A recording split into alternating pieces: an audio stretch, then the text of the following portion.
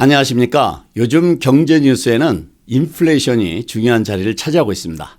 실제로 주택가격은 말할 것도 없고 마켓을 가나 식당을 가나 자동차 가스값을 보나 온통 값이 오른 것뿐입니다. 이렇게 인플레이션으로 인해서 물가가 오른다는 것은 돈의 가치가 하락한다는 말과 일맥상통합니다.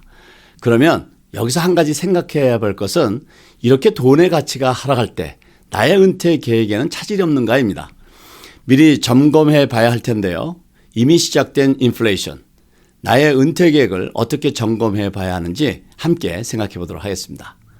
첫째는 인플레이션과 나의 은퇴 후 소득을 검토해 봐야겠습니다.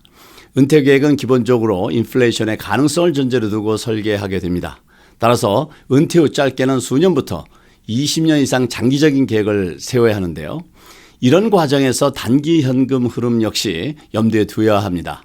왜냐하면 경기에 갑작스러운 변화가 있을 수도 있기 때문입니다. 따라서 첫 번째, 나의 은퇴 후 소득이 또는 재산의 포트폴리오가 인플레이션에 얼마만큼 준비가 되어 있는가에 대한 점검입니다.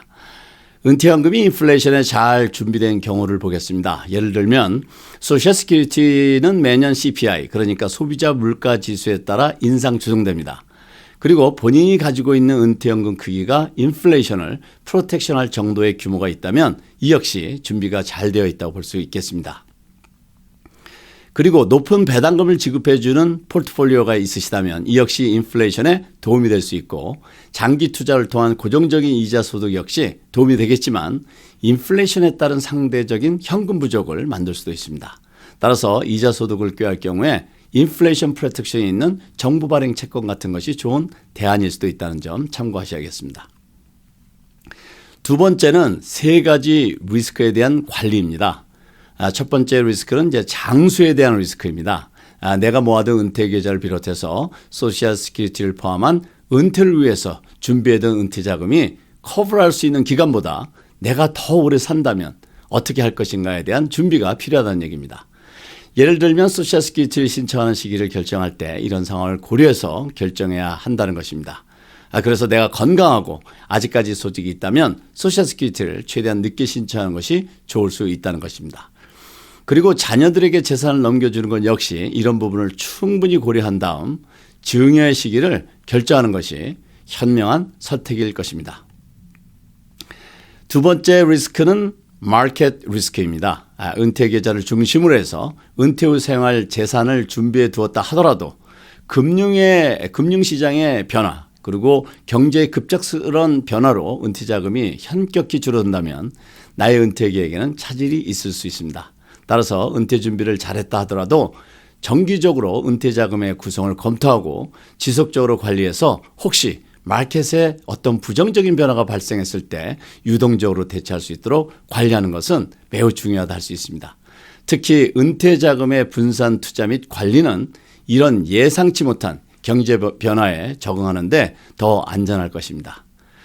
세 번째는 리스크는 바로 지금 말씀드리는 인플레이션에 대한 리스크입니다.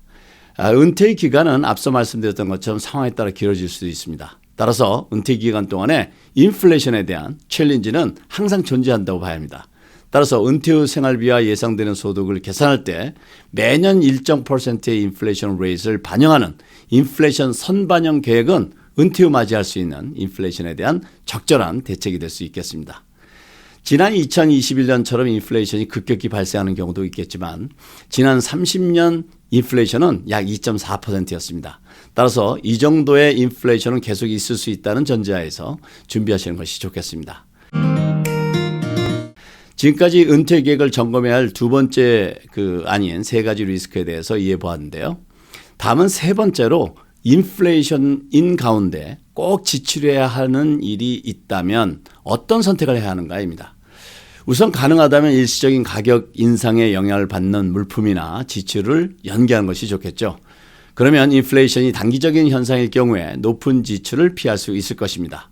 그런데 만약 구매를 연기하기가 좀 여의치 않다면 체킹 어카운트나 단기 세이빙 어카운트에 있는 자금을 활용하는 것이 리타이먼트 어카운트에 있는 자금을 인출하는 것보다 더 좋겠습니다. 아무래도 체킹 어카운트나 단기 세이빙 어카운트는 자금의 증식이 아예 없거나 있다 하더라도 미미하기 때문입니다. 그리고 가격 인상이 계속될 것으로 전망이 된다면 인플레이션이 지속되는 것으로 판단되는 것이기 때문에 재정 계획을 현실에 맞게 수정할 필요가 있겠습니다. 그리고는 변화되는 것을 계속 모니터링하는 노력을 해야겠습니다. 은퇴하신 분들에게 인플레이션은 달가운 경제 현상이 아닙니다. 나의 은퇴연금이 자라는 속도보다도 인플레이션이 더 크게 발생하게 되면 은퇴 계획에 빨간불이 들어오기 때문입니다. 따라서 지난 2021년처럼 인플레이션이 강하게 나타나고 2022년도 인플레이션이 예상이 된다면 나의 은퇴연금에 대한 검토를 해보고 포트폴리오의 구성 역시 재검토해 봐야 할 것입니다. 오늘은 인플레이션 시대에 내 은퇴 자금 관리는 어떻게 하는 것이 좋은가에 대해서 함께 생각해 보았습니다.